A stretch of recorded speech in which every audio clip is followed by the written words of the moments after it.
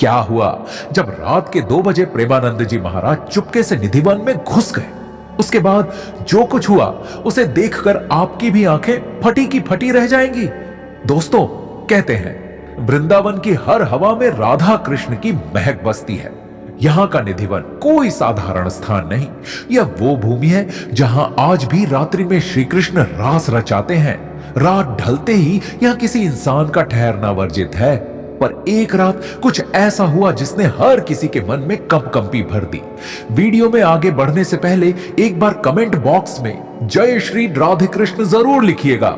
साथ ही हमारे चैनल भक्ति इनसाइड को सब्सक्राइब कर लीजिए। दोस्तों, वृंदावन की वह रात जिसे याद करके आज भी भक्तों की रूह कांप जाती है। घना अंधेरा, आकाश में बादल और पूरा ब्रज एक अद्भुत सन्नाटे में डूबा हुआ।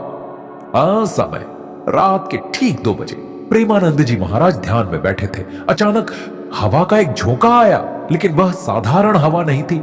उसके साथ आई वेणी की महक, कस्तूरी और राधा कुंड की खुशबू। उसी क्षण कक्ष में एक मधुर आवाज गूंजी, प्रेमानंद आ जाओ, एक अधूरी लीला पूर्ण होने को है। महाराज जी चौंक उठे। कमरे के कोने में दीपक अपने आप प्रज्वलित हो गया और दीवार पर एक छाया उभरी, ठाकुर जी की मोर पंख वाली परछाई। वे समझ गए आज फिर बुलावा आया है निधिवन से। महाराज जी ने बिना एक पल गंवाए चादर ओढ़ी और बाहर निकल पड़े। ब्रज की गलियां उस रात सामान्य नहीं थी।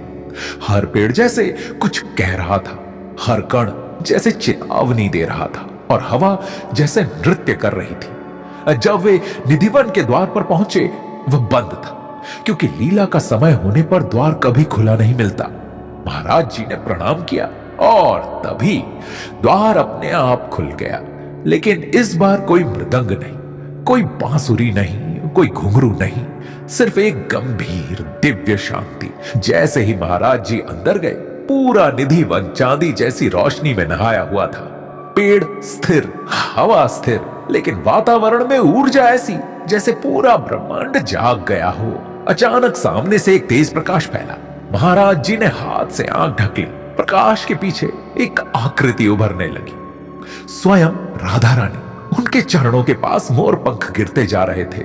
उनकी मुस्कान में ऐसी करुणा जैसे वे स्वयं ब्रह्मांड से बात कर रही हों। उन्होंने कहा, प्रेमानंद, पिछले जन्म की एक अधूरी रास आज पूर्ण होगी।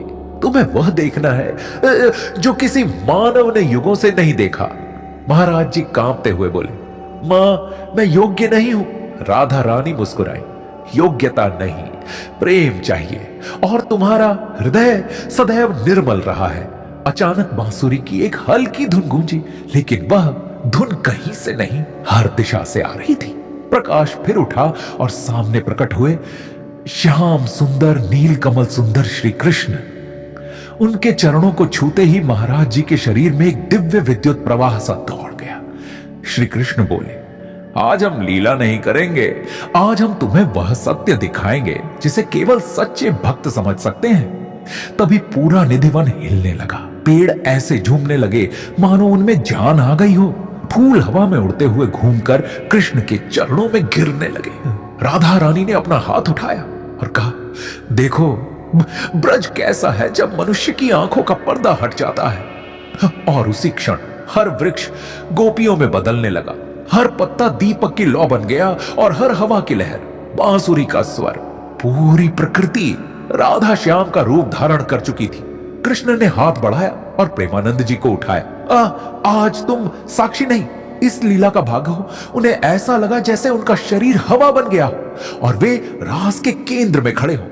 लेकिन तभी तेज प्रकाश उठा और सब गायब। जब सुबह हुई, शिष्य दौड़ते हुए पहुंचे। उन्होंने देखा महाराज जी वृक्षों के बीच बैठे हैं। उनके आसपास चंदन और मोगरे के फूलों की वर्षा और उनकी हथेली में एक चांदी जैसी चमकती राधा कृष्ण की छोटी प्रतिमा जो वहां पहले नहीं थी। शिष्यों ने पूछा, नहीं महाराज जी, रात को क्या हुआ?